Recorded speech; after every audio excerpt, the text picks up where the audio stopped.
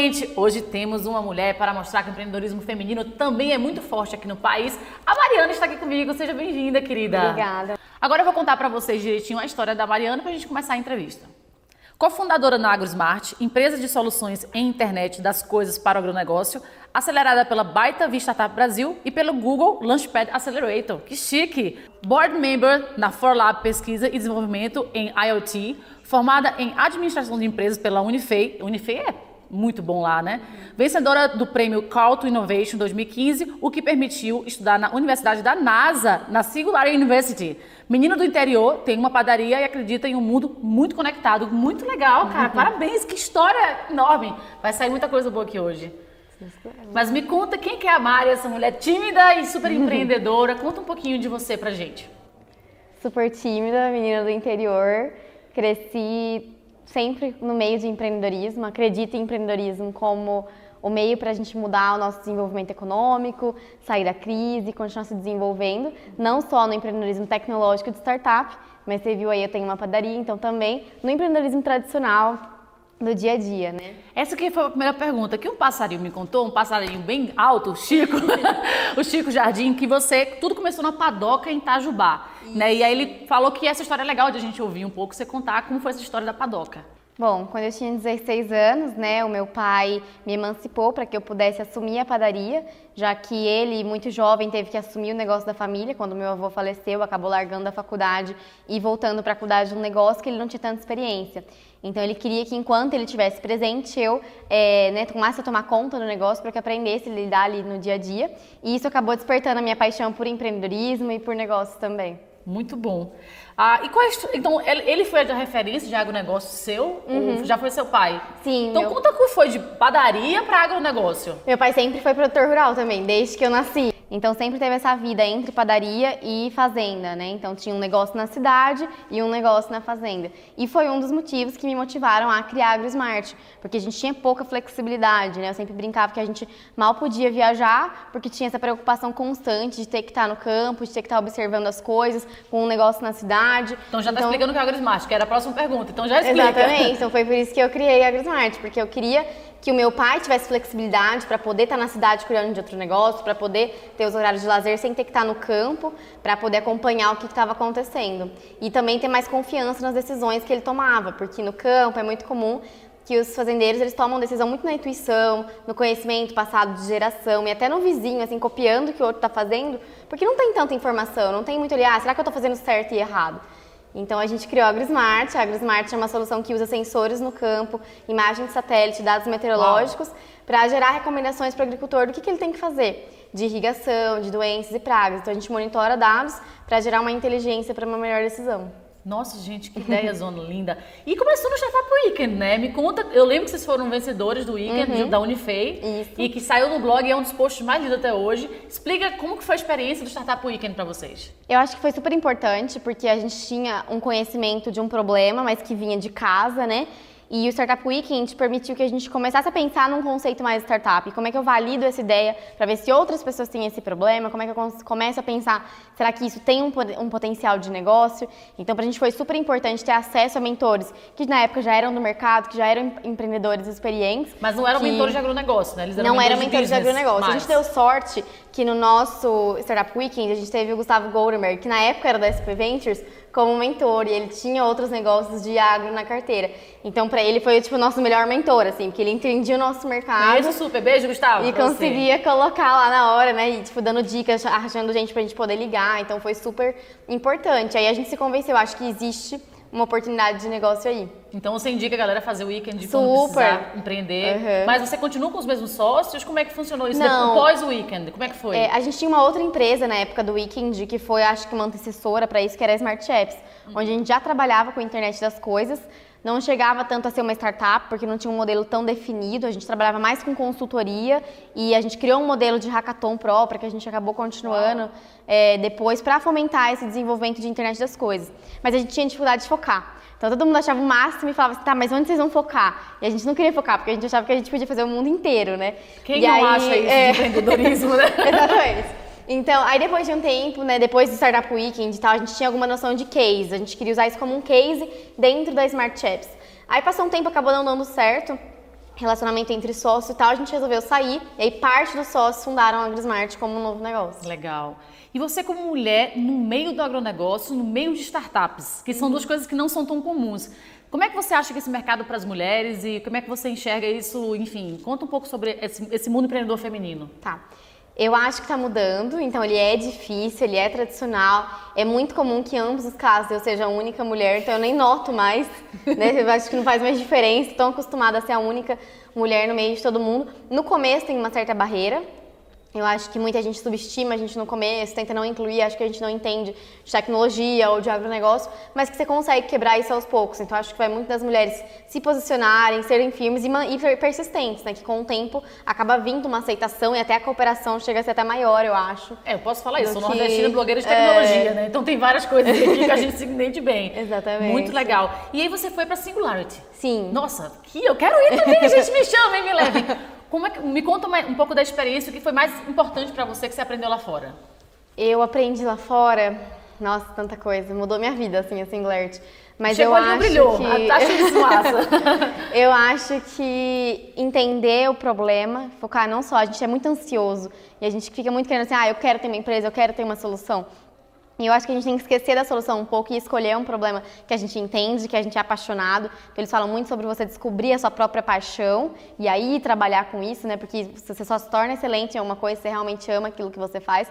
Então eu passei a ter consciência de uma porrada de outros problemas que existem aí que eu não tinha consciência e que agora eu penso, então as coisas são interligadas.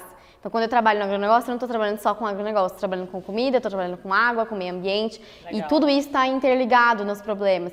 Então, você acaba tendo um melhor entendimento do seu contexto e como você pode ajudar.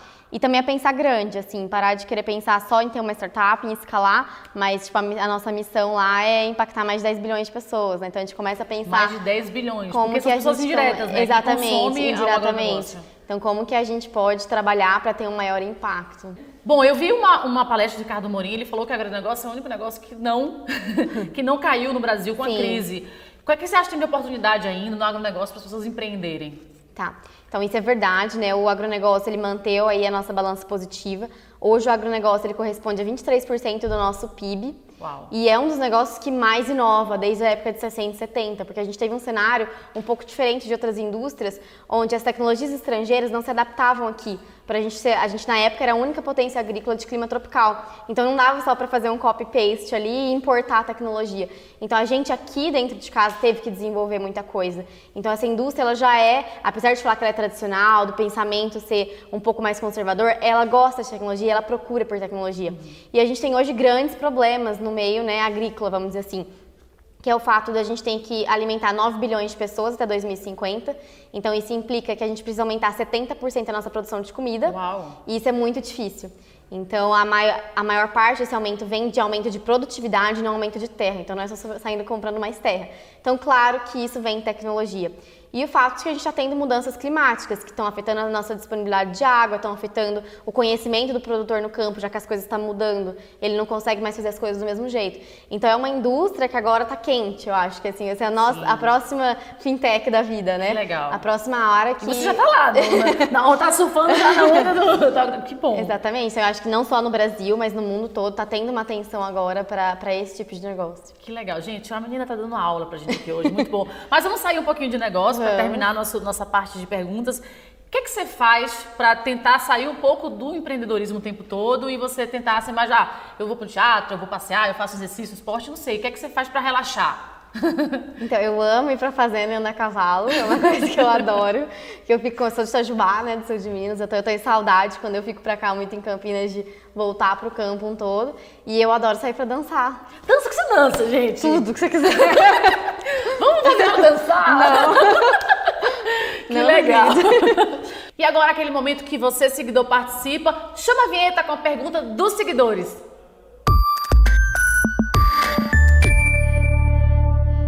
A seguidora Lilian Souza, de Santa Bárbara do Oeste, perguntou: qual foi o maior desafio que enfrentou em sua carreira até hoje? Oi, Lilian. Eu acho que o momento mais desafiador da minha carreira, na verdade não é um momento, mas é você levantar cada vez que você falha. Então, eu acho que antes da AgriSmart, como eu comentei de aqui, já tive outros 2 negócios que deram errado por motivos diferentes. e você conseguir, né, tipo, você tá lá em cima, essa montanha-russa que é ser um empreendedor, tá lá em cima, de repente tá lá embaixo e não desistir e começar tudo de novo, eu acho que isso que é o mais desafiador, assim, você conseguir superar os obstáculos, a própria frustração e essa decepção que você tem consigo mesma e com os outros, né, de você estar frustrando os outros que acreditaram em você e falar assim, não, mas acredita em mim de novo, que eu vou fazer de novo, eu acho que é o mais desafiador. Porque aqui no Brasil também tem essa história de fechar a empresa não ser uma coisa tão positiva como é diferente no Vale, né? Sim, é diferente. Então aqui a gente ainda tem mais gente. Se você fechar a sua empresa, não desista, continue empreendendo, que faz Exatamente. parte do ciclo do empreendedor. Agora o Flávio vai explicar para vocês o que é o momento bate-bola. Agora a Thalita vai falar 2 palavras, você vai escolher uma delas e explicar o porquê. Rafa, puxa a vinheta.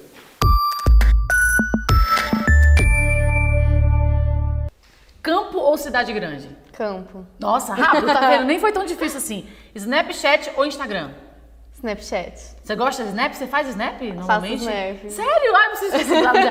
Mas você não acha que mudou agora depois que o Instagram veio com essa parte de como você também fazer esses vídeos ao vivo e tal? Sim, eu acho que sim, mas eu acho que o Snapchat permite um relacionamento mais pessoal. Então eu acho que vocês também, talvez como empreendedores, têm essa dificuldade de separar a vida pessoal da vida pública, né? Não dá. Então eu acho que o Snapchat ainda te dá a chance de gravar alguma coisa e mandar pra você quem você quer só, esse tipo de coisa. É legal, mas é porque eu tentei já ter meu Instagram pessoal. O último que eu tive, a editora que eu vou lançar um livro falou o seguinte: abre o seu perfil pessoal. Eu falei, a gente teve que abrir. Falar ou digitar? Tipo, WhatsApp ou ligação? Falar. Mas e se manda uma mensagem pra você, você não é viciado em WhatsApp, por exemplo? Sou viciada em WhatsApp. Eu sempre tô online no WhatsApp. Sempre então. A gente recebeu uma dica bem interessante, o Francisco Forbes, ele falou assim, como eu sou viciado, deixo desnotificado. Não, desligo todas as notificações. Então deixa sempre desligado, porque ele vai olhar a cada 15 minutos, não precisa notificar pra ele ficar perdendo atenção. Então essa é uma dica boa que ele deu, que é bem interessante. É. Táxi ou Uber? Uber. Por que o senhor prefere Uber?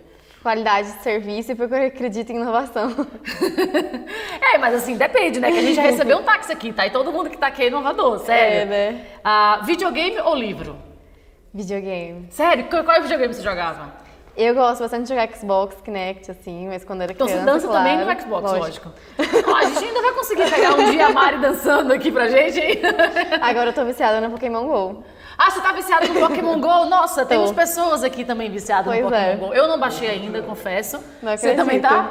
Eu confesso que eu não baixei porque eu tenho um problema com o jogo. Então se você perguntar assim, videogame ou livro, eu fico muito dividida também. Mas eu tive uma época de videogame complicada. Comecei muito cedo, então é isso.